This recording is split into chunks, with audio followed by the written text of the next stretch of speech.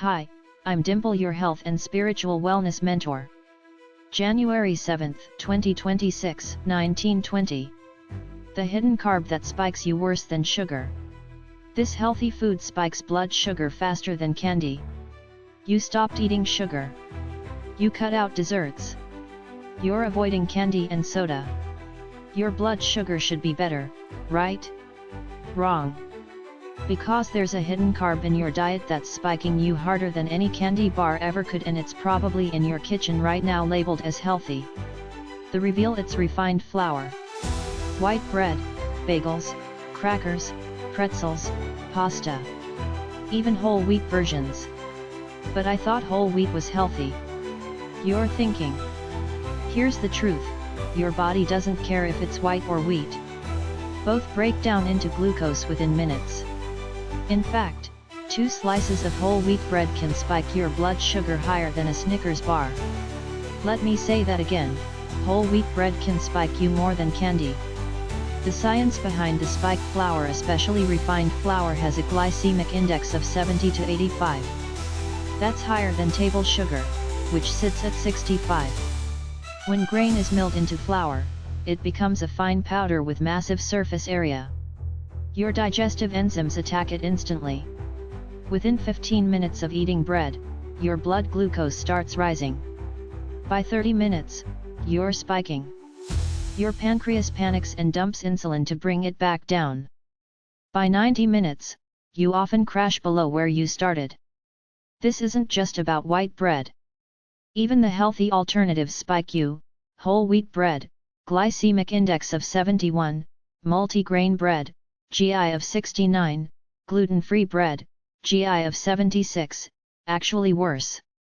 Rice cakes, GI of 82, corn flakes, GI of 81, bagels, GI of 72, pretzels, GI of 83. Compare this to Snickers bar, GI of 51, ice cream, GI of 57, chocolate, GI of 49. The junk food actually spikes you less than the health food. Why? Because the fat in candy and ice cream slows down glucose absorption. Flour products have no such buffer. The flour trap in your daily diet. Here's why flour is destroying your blood sugar control: it's everywhere. Breakfast, toast, bagels, cereal, pancakes, waffles, muffins, breakfast sandwiches, donuts, croissants. Lunch, sandwiches, wraps, crackers, breadsticks, croutons, pita bread, tortillas. Dinner, pasta, bread rolls, breading on chicken or fish, pizza crust, flour tortillas. Snacks, pretzels, crackers, chips, cookies, granola bars, cereal bars. You're eating flour 5 to 8 times per day without even realizing it. Each time, your blood sugar spikes. Your insulin surges. Your cells become more insulin resistant. The cycle repeats. And because flour products are marketed as healthy whole grains, you think you're making good choices. The food industry has convinced you that flour is a health food. It's not. The metabolic damage: here's what happens when you eat flour-based foods multiple times daily. First, your blood sugar spikes rapidly. Your pancreas responds by releasing a large amount of insulin. This insulin pushes glucose into your cells, but it also does something else: it signals your body to store fat. High insulin equals fat storage mode. You literally cannot burn fat when insulin is elevated. Second, because the spike was so high, the insulin often overshoots. Your blood sugar crashes below baseline. Now you're hungry again, even though you just ate. You crave more carbs. You eat more flour. The cycle continues. Third, repeated insulin spikes lead to insulin resistance. Your cells start ignoring insulin signals because they're overwhelmed. Your pancreas has to produce even more insulin to achieve the same effect. Eventually, this leads to pre-diabetes and type 2 diabetes. Fourth, flour products are essentially empty calories. They provide glucose but very little nutrition. No significant protein, no healthy fats, minimal vitamins and minerals. You're feeding your blood sugar problem without nourishing your body. The replacement strategy: you don't need to eliminate bread and pasta forever.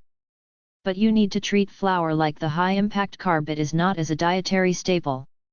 Strategy 1. Protein first rule: always eat protein before flour-based foods. Eggs before toast. Chicken before pasta. The protein slows gastric emptying and reduces the glucose spike by 30 to 40%. If you must have a sandwich, eat the turkey and cheese first, then the bread. Strategy 2. Drastically reduce portions: 1 slice of bread instead of 2. Half the pasta portion you normally eat. Think of flour as a condiment or garnish, not the main component of your meal. Your plate should be 50% vegetables, 30% protein, and only 20% grains if any. Strategy 3.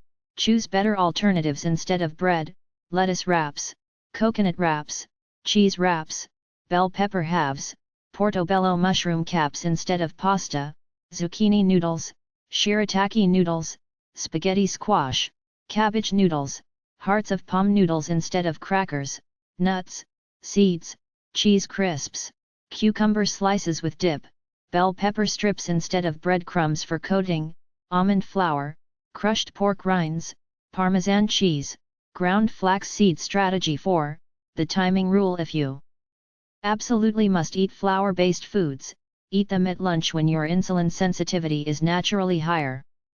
Never eat them at breakfast, sets you up for blood sugar chaos all day, or dinner, when insulin sensitivity is lowest.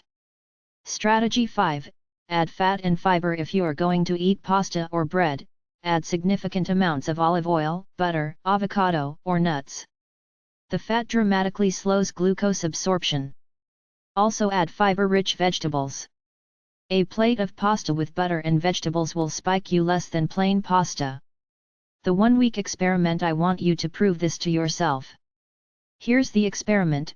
Days 1 to 3, document your current reality, eat your normal flour-based meals, check blood sugar 1 hour after eating bread, pasta, or cereal, note your energy levels and hunger patterns, calculate your average post-meal blood sugar. Days 4 to 7, cut flour by 80%, replace bread, pasta, and crackers with the alternatives listed above, keep everything else the same calories, same meal timing, check blood sugar at the same intervals, note energy and hunger changes. Calculate your new average. Most people see dramatic differences: post-meal blood sugars drop by 30 to 50 points, energy becomes more stable, no afternoon crash, hunger decreases significantly, cravings for sweets diminish, and here's the kicker: many people report they don't even miss the flour products after a few days. They feel so much better that the bread isn't worth it anymore. The hard truth about healthy whole grains: the food industry has spent billions convincing you that whole grains are essential for health. They're not. Whole grains are better than refined grains, yes. But that's like saying filtered cigarettes are better than unfiltered cigarettes. Better doesn't mean good. There is no essential nutrient in grains that you can't get from vegetables, meat, nuts, and dairy. 0. You don't need grains to be healthy. What you do need is stable blood sugar. And flour, even whole wheat flour, destroys blood sugar stability. The social challenge: but bread is everywhere. How am I supposed to avoid it? You're right. Our food culture is built around flour.